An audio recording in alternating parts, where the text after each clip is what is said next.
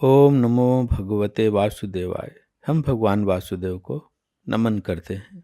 परम गति क्या है, यह कैसे प्राप्त होती है, और जो हमें ये जीवन मिला है और ये जो परमात्मा की कृपा से मनुष्य देह मिला है, जो बहुत दुर्लभ बोला जाता है, उसका किस प्रकार प्रयोग किया जाना चाहिए। साथ ही सूक्ष्म शरीर की अर्थात मन, बुद्धि, इंद्रियों आदि की जो वृत्तियां हैं, वे कैसे रहनी चाहिए, किस प्रकार जीवन जिया जाना चाहिए जिससे मृत्यु भी एक उत्सव बन जाए, यह पीड़ा का क्षण न होकर आनंद का क्षण बन जाए, यह वियोग का क्षण न होकर संयोग का क्षण बन जाए।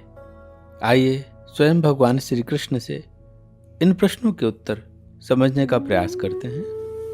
अध्याय 8 के श्लोक संख्या 12 और 13 में श्री भगवान इनके उत्तर देते हैं। श्री कृष्ण अर्जुन से कहते हैं, सर्वद्वाराणि संयम्य मनोहृदय निरुद्ध च मूर्धन्याधायात्मनः प्राणम् आस्थितो योग धारणम् ओमित्येकाक्षरं ब्रह्म व्याहरन् माम अनुस्मरन् यह प्रयाति त्यजन् देहं स याति परमागतिम्। सर्वद्वाराणि संयम्य, इंद्रियों के सभी द्वारों को संयमित करके, मनो हृदय निरुद्ध च, मन का हृदय में निरोध करके, मूर्धन्या धायात्मनः प्राणम, और प्राणों को मस्तक में स्थापित करके, आस्थितो योग धारणम, और सम्यक प्रकार से योग धारणा में स्थित होकर, ओमित्येकाक्षरं ब्रह्म, ओम इस अक्षर ब्रह्म का व्याहरन् माम अनुस्मरन्, उच्चारण और मेरा स्मरण करता हुआ, यह प्रयाति त्यजन् देहम, जो व्यक्ति देह को छोड़कर जाता है, स याति परमागतिम, वह परम गति को प्राप्त होता है। आइए इसे समझने का प्रयत्न करते हैं। इन 2 श्लोकों में भगवान श्री कृष्ण ने अर्जुन को 5 मुख्य बातें कही हैं जो अनमोल हैं। इन्हें समझकर जीवन में धारण करने वाले परम गति को प्राप्त कर सकते हैं। पहली बात जो श्री कृष्ण कहते हैं वह है सर्वद्वाराणि संयम्य, इंद्रियों के सारे द्वारों का संयमन किया जाना है। इसका क्या मतलब है? देखिए, इंद्रियां द्वार हैं। जैसे एक ही द्वार व्यक्ति को घर के बाहर भी ले जाता है और वही द्वार उसे घर के भीतर भी ले आता है, उसी तरह इंद्रियां भी मन के बहिर्गमन के लिए अर्थात बाहर की ओर गति के लिए द्वार ही हैं। पर इसी द्वार से मन अंतर्गमन भी कर सकता है, अर्थात अंदर की ओर गति भी कर सकता है। चूंकि अनंत जीवनों की यात्रा में हमने इंद्रियों के द्वारा मन का बहिर्गमन ही किया होता है, तो यही हमारा अभ्यास बन गया है। इसीलिए श्री कृष्ण अर्जुन से भगवद गीता के 8वें अध्याय के 8वें श्लोक में एक बहुत महत्वपूर्ण बात कहते हैं। वह कहते हैं, अभ्यास योग युक्तेन। देखो अर्जुन, बहुत अभ्यास हो गया मन के बहिर्गमन का। अब यह जानो कि व्यक्ति का कल्याण तो तभी होगा जब योग से युक्त होकर व्यक्ति मन के अंतर्गमन का अभ्यास करेगा। पर इंद्रियों के संयम का क्या अर्थ है? क्या इसका अभिप्राय यह है कि इंद्रियों को विषयों से जबरदस्ती हटा दिया जाए, या जो विषय आकर्षित करे उससे दूर हट जाएं? क्या यही अभिप्राय है यहाँ पर श्री कृष्ण का? देखिए, यहाँ एक बहुत महत्वपूर्ण बात है जो समझनी पड़ेगी। विषय से भागने से विषय के प्रति वृत्ति से नहीं भागा जा सकता, क्योंकि वृत्ति तो अंदर ही मौजूद है। कोई यह सोचे कि वह घर छोड़कर वन में चला जाए तो विषय से दूर हो जाएगा और इंद्रियों का संयमन हो जाएगा, तो ऐसा नहीं हो पाएगा। व्यक्ति कहीं भी चला जाए पर स्वयं से दूर तो नहीं जा सकता। विषयों के प्रति वृत्तियां तो मन के भीतर ही मौजूद हैं, पर यदि किसी उपाय से मन से वृत्तियों का विसर्जन हो जाए तो इंद्रियों का संयमन स्वतः ही हो जाएगा। वास्तव में मन जिन विषयों की तरफ उन्मुख होता है, इंद्रियों के द्वार उस ओर ही खुल जाते हैं, पर जोर जबरदस्ती के निग्रह से यह नहीं रुक पाता है। वहीं दूसरी ओर यदि कोई इस प्रकार सोचे कि विषयों को भोग ही लेना चाहिए, तो फिर विषयों की तरफ वृत्ति जाएगी ही नहीं। तो ऐसा भी नहीं है, क्योंकि जैसा गोस्वामी तुलसीदास जी कहते हैं, बुझे न काम अगिन तुलसी, विषय भोग बहु घीते। अरे विषयों का भोग तो घी की तरह काम की अग्नि को बढ़ाएगा ही। यह विषयों का भोगना काम रूपी अग्नि में घी का ही कार्य करेगा। तो फिर क्या उपाय है? कैसे इंद्रियों का संयमन किया जाए? कैसे भोगों के प्रति वृत्तियों का विसर्जन हो? देखिए, इसका एक उपाय हो सकता है जिसका अभ्यास किया जाना चाहिए। यही अभ्यास योगेन है। जैसे मन विषयों की तरफ उन्मुख हो और विषय की आकांक्षा से भर रहा हो, तब दो रास्ते बनते हैं। एक तो इंद्रियों का द्वार बाहर खुले और विषयों की ओर उन्मुख वृत्तियां मनुष्य को भोग के मार्ग पर ले चले और बुद्धि उस विषय की प्राप्ति की सहायक बन जाए। वहीं दूसरा मार्ग यह है कि वह प्रज्ञा जागृत हो, जिससे यह देखने का प्रयास हो कि कौन विषय के प्रति आकृष्ट हो रहा है, उस पर ध्यान जाए। तब लगेगा, अरे यह तो मैं ही हूँ, मेरा मन ही है जो वृत्तियों के घोड़े पर बैठकर विषय की ओर भागने की तैयारी कर रहा है। प्रज्ञा से उसे पहचान कर जो ही वृत्तियों की ओर ध्यान से देखने का प्रयास किया जाएगा, तो वृत्तियां कमजोर होने लगेंगी और जो बहिर्मुखता थी वह अंतर्मुखता हो जाएगी और मन बहिर्गमन से अंतर्गमन की ओर चल पड़ेगा।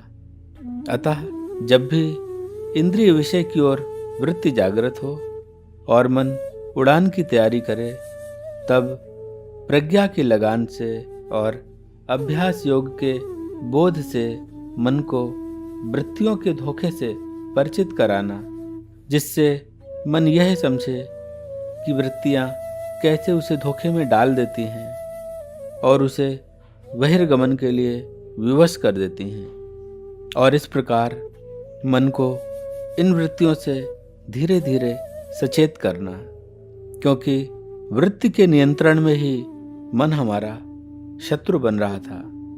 जैसे ही मन वृत्तियों के धोखे को समझने लगता है और अंतर यात्रा पर निकलने लगता है, वृत्तियों का समन स्वतः ही शुरू होने लगता है और मन बहुत प्यारा मित्र बन जाता है और वही मन परमात्मा के मार्ग में ले जाता है। इस प्रकार मन का अंतर्गमन सभी वृत्तियों के शमन के लिए बहुत सहायक है। जैसे काम, क्रोध, लोभ, मोह, मद और मात्सर्य। पर कैसे? आइए इसे समझने का प्रयत्न करते हैं। जैसे यदि कोई गाली दे तो ध्यान गाली देने वाले पर न जाए, गाली सुनने वाले पर जाए और यह समझा जाए कि वह गाली किसे दे रहा है, शरीर को? तो मुझे क्या, मैं शरीर थोड़े ही हूं। इतना ठहराव ही गाली के जवाब में गाली या क्रोध को रोक सकता है। यदि गाली देने वाले पर ध्यान जाता तो वह क्रोध बन जाता, पर ध्यान तो अंदर गया, सुनने वाले पर गया तो वही क्रोध, तो वही बाहर की ओर दृष्टि होने से जन्मने वाला क्रोध रूपांतरित हो जाता है और अंतर्गमन से क्षमा में परिवर्तित हो जाता है। इसी प्रकार अंतर्गमन के द्वारा काम भी रूपांतरित होकर ब्रह्मचर्य बन जाता है। अतः संयम का अर्थ है हर स्थिति में अंतर्मुखी दृष्टि। इससे व्यक्ति स्वयं में ही रमण करने लगता है, आत्माराम हो जाता है। पर ऐसा कैसे हो सकता है? इसी पर भगवान श्री कृष्ण दूसरी बात कहते हैं, मनोहृदय निरुद्ध च। वास्तव में जब मन का उठा भाव शुद्ध हो जाता है तो उसमें सारी वासना तिरोहित हो जाती है। वासना का जन्म होता है जब बुद्धि वृत्ति का सहयोग करती है, मन का सहयोग करती है। पर जब बुद्धि रूपांतरित होकर प्रज्ञा का रूप धारण करती है और यह दिखने लगे कि कौन विषय की ओर उन्मुख हो रहा है और चेतना का प्रवाह अंतर्मुखी हो जाए, तो क्रोध का क्षमा में, काम का ब्रह्मचर्य में रूपांतरण शुरू हो जाता है। मन में उठा वासना का भाव शुद्ध हो जाता है और इस प्रज्ञा द्वारा मन हृदय में निरुद्ध हो जाता है और विषयों का स्टिमुलस मन को रिएक्ट नहीं करने देता, क्योंकि प्रज्ञा उस स्टिमुलस को अंतर्मुखी दृष्टि द्वारा रिस्पॉन्ड करती है और यह रूपांतरण अंतःकरण को निर्मल कर देता है। जैसे गोस्वामी तुलसीदास जी कहते हैं, निर्मल मन जन सो मोहि पावा, जिसका अंतःकरण इस प्रकार रूपांतरण से शोधित हो गया, वह उस परमेश्वर को प्राप्त कर लेता है। पर कैसे?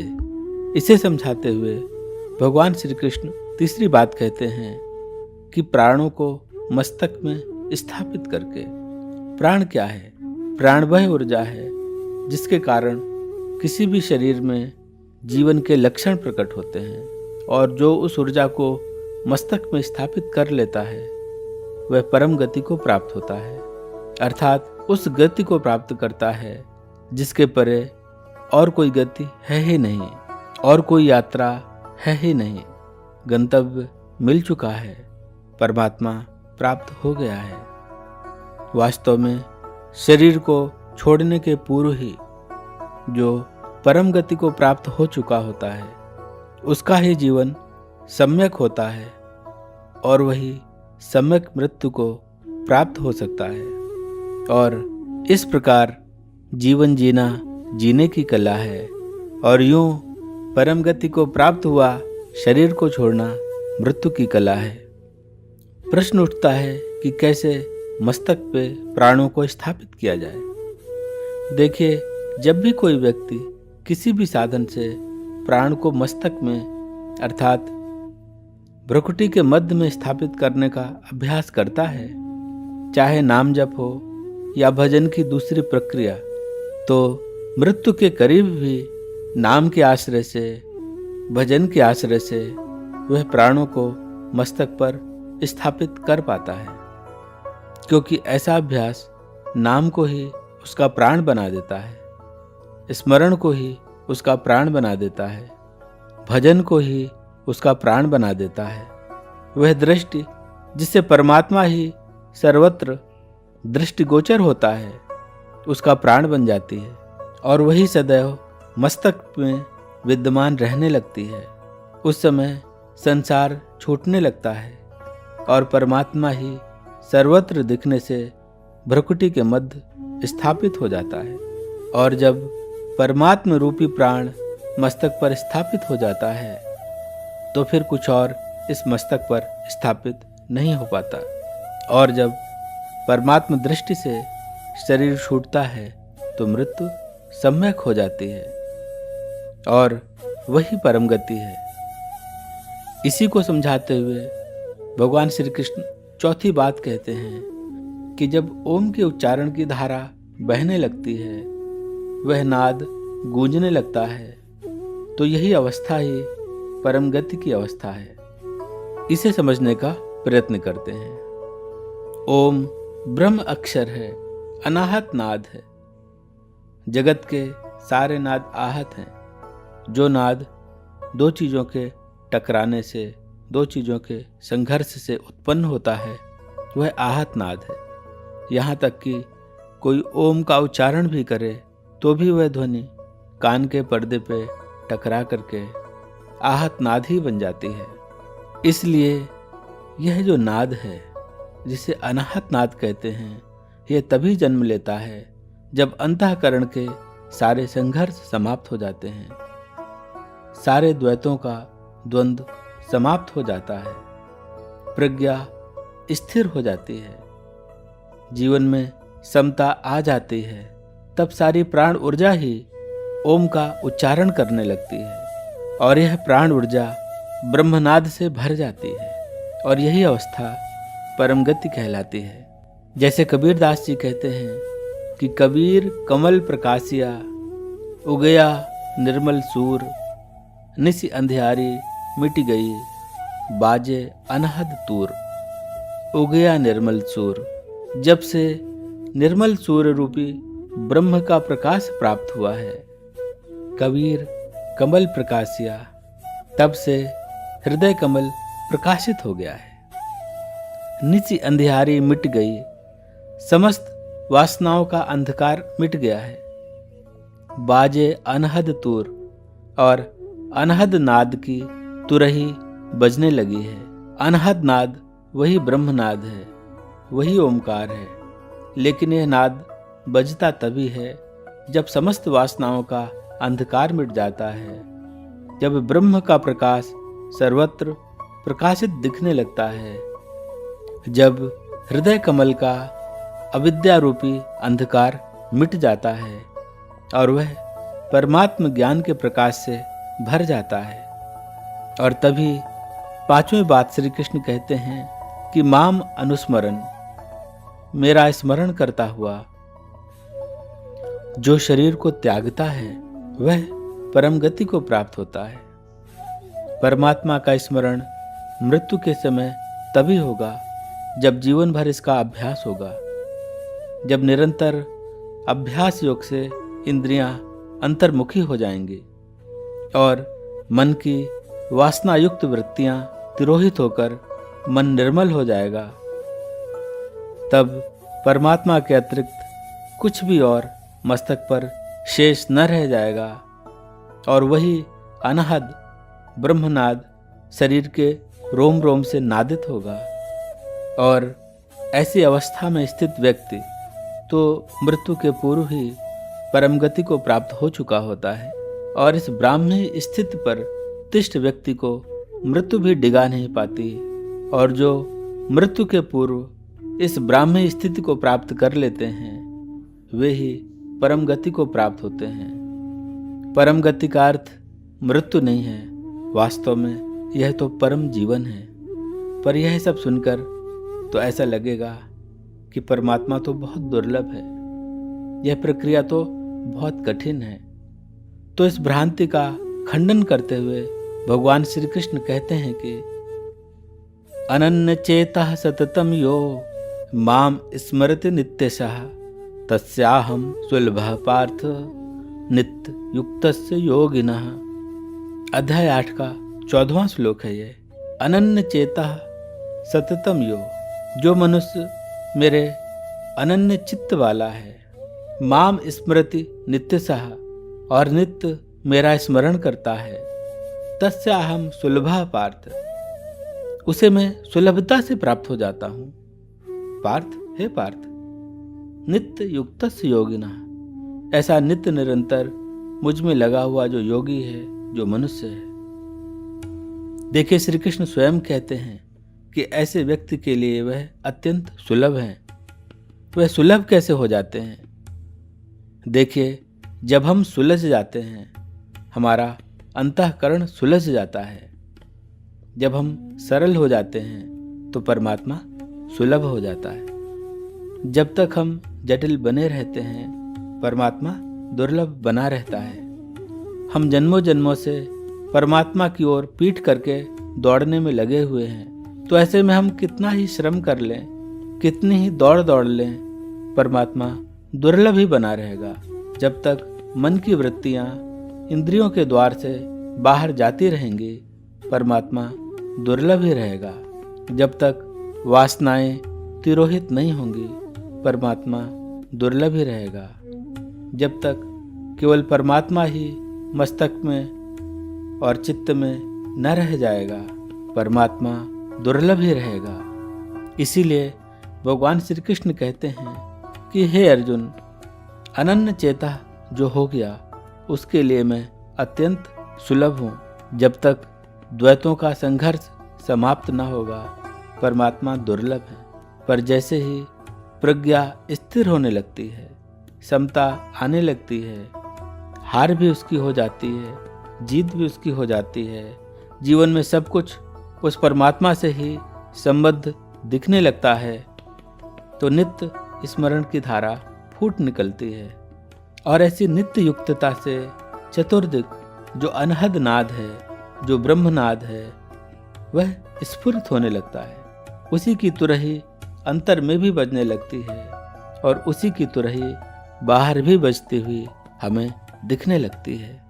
सामान्य दृष्टि से तो लगेगा कि अरे यह तो बहुत कठिन है, कैसे इंद्रियां संयमित होंगी, कैसे मन निर्मल होगा, कैसे परमात्मा रूपी प्राण मस्तक पर स्थापित होंगे, कैसे अनहद नाद गूंजेगी, कैसे अनन्य चेतसा होंगे, कैसे अहर्निश स्मरण की धारा चल पाएगी, यह तो अत्यंत कठिन है, मुझसे न हो पाएगा।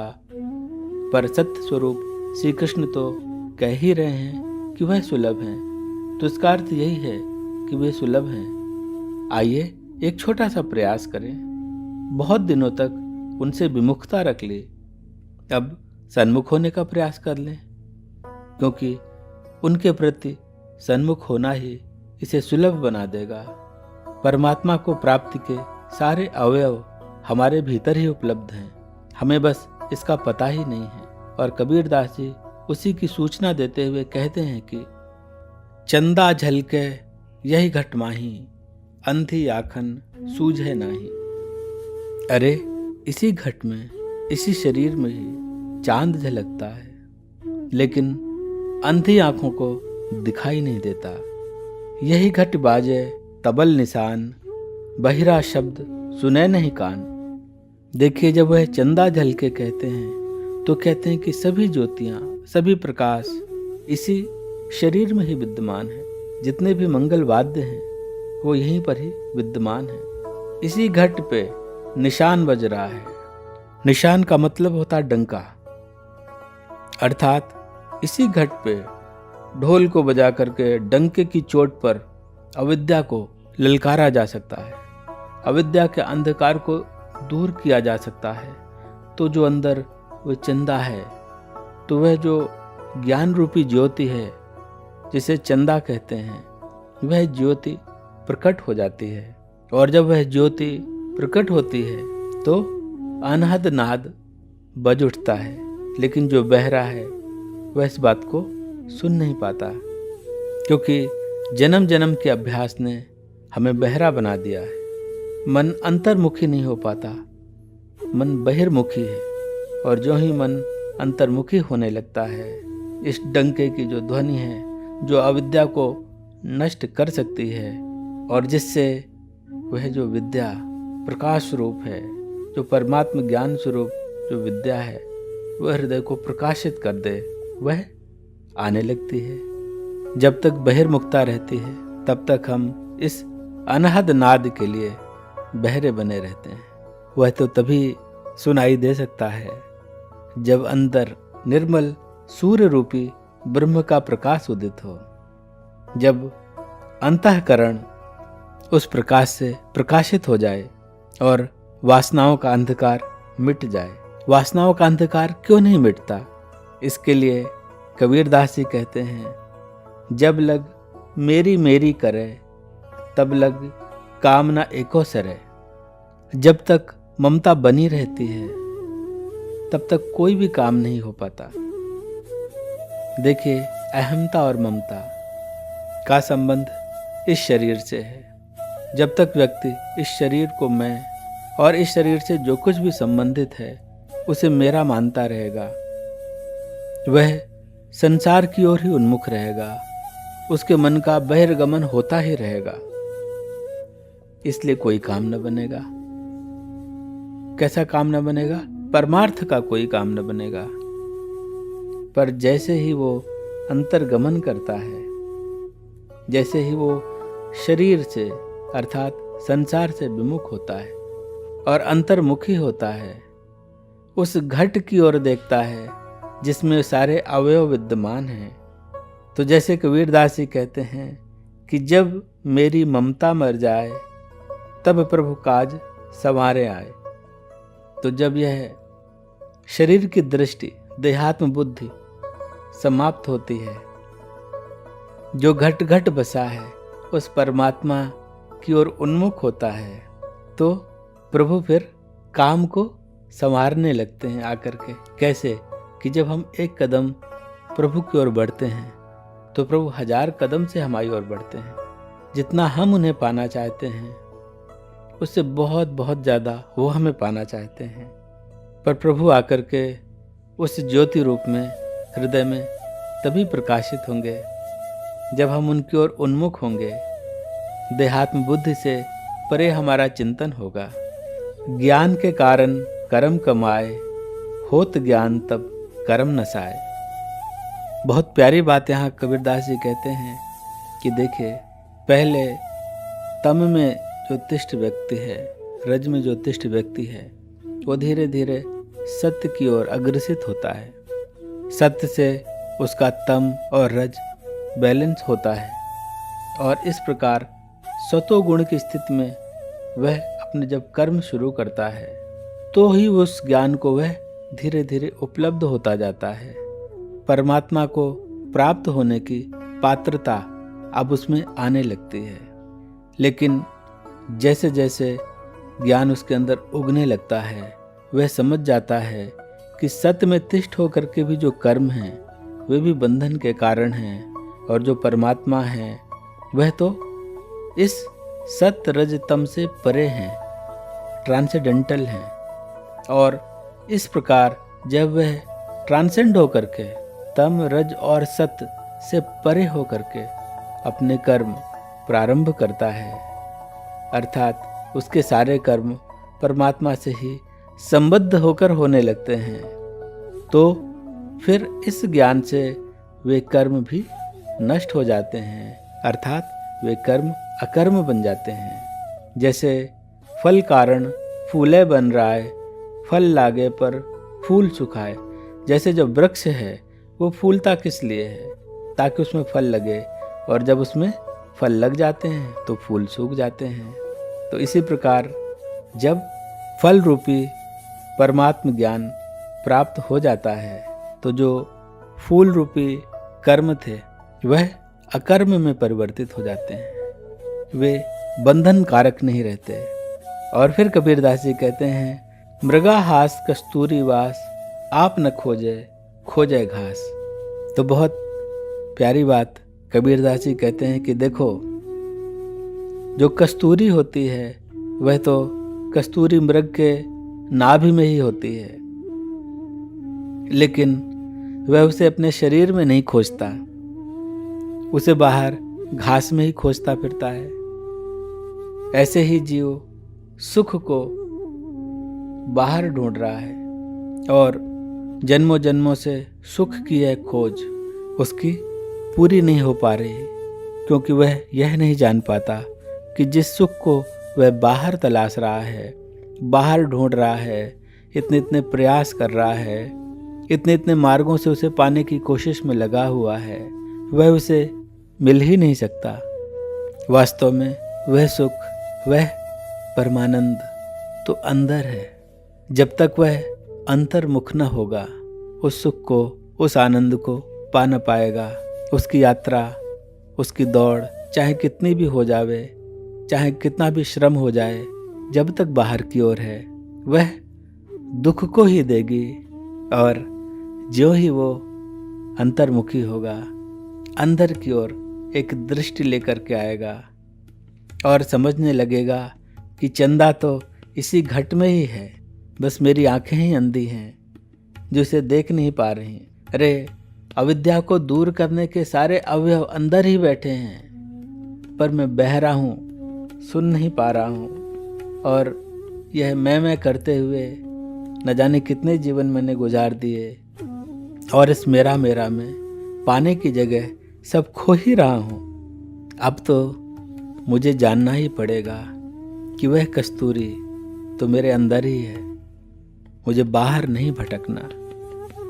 और यही ज्ञान भगवान अपने इन अद्भुत श्लोकों में हमें दे रहे हैं कि देखो, अगर परम गति पानी है, परमानंद पाना है, तो यह देखो कि तुम किसकी ओर उन्मुख हो, क्योंकि मिलेगा तो वही जो तुम चाहोगे।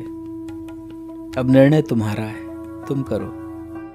तुम संसार में ही रहना चाहते हो या मुझ में तिष्ठ होना चाहते हो। Choice is yours. और वही फ्रीडम हर जीव के साथ है, वही फ्रीडम हमारे साथ है। आइए आज से हम अपनी चॉइस को ठीक कर लें। जो फ्रीडम हमें मिली है, इसका अपने कल्याण के लिए उपयोग कर लें। आज इतना ही। जय गौ माता, जय गोपाल।